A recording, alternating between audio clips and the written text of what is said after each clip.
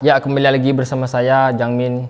Pada kesempatan yang berbahagia ini, saya mencoba mengulas tentang fenomena menghafal Quran. Ya.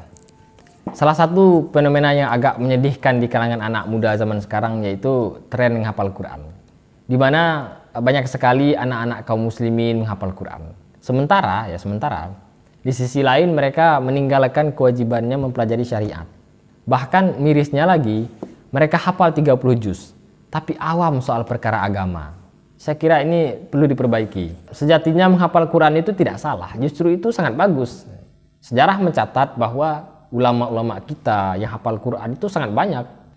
Imam Syafi'i misalnya hafal Quran umur 7 tahun. Akan tetapi, kita juga mesti mempertimbangkan ada skala prioritas, ada skala non prioritas. Ada hal yang pokok, ada yang non pokok.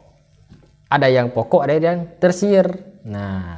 Kalau Anda cari di dalam Al-Quran 30 juz itu, Anda tidak akan menemukan mana ayat yang memerintahkan atau yang mewajibkan kita menghafal Quran. Nggak ada.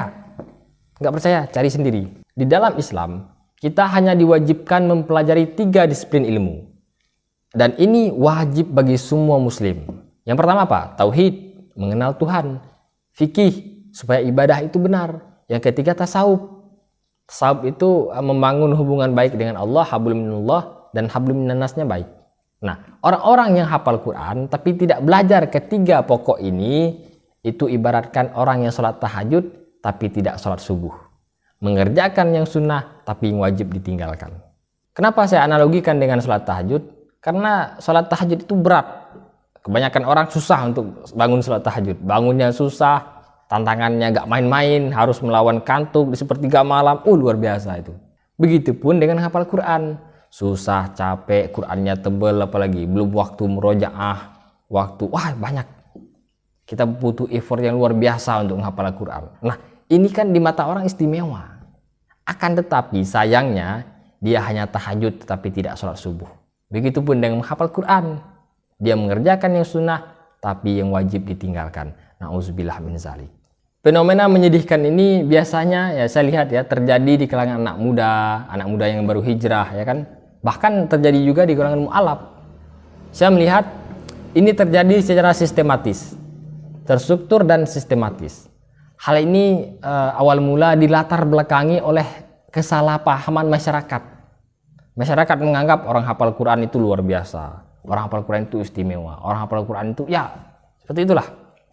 Kemudian ditambah lagi tidak adanya perhatian terhadap mereka yang ahli agama, terutama yang dalam kitab kuning. Sedangkan yang hafal Quran dikasih beasiswa, Ditambah lagi nih guys, acara MTQ diadakan mewah, sedangkan acara MIQK ala kadarnya, bahkan jarang sekali diadakan.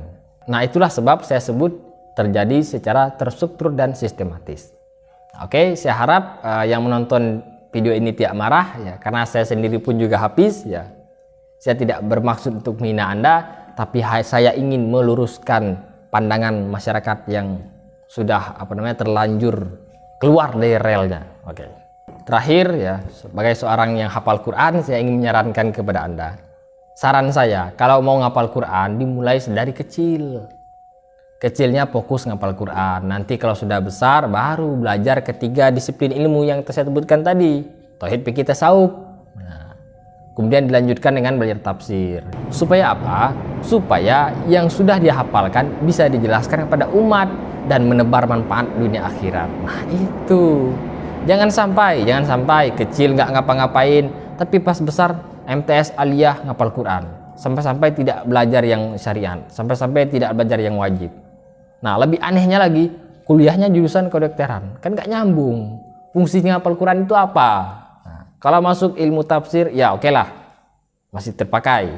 Tapi kalau MTS aliyah habis waktu untuk ngapal Quran, nggak sempat lagi belajar syariat. Kuliahnya di kedokteran. Fungsi ngapal Quran itu apa? Saya kira demikian, semoga bermanfaat. Wassalamualaikum warahmatullahi wabarakatuh.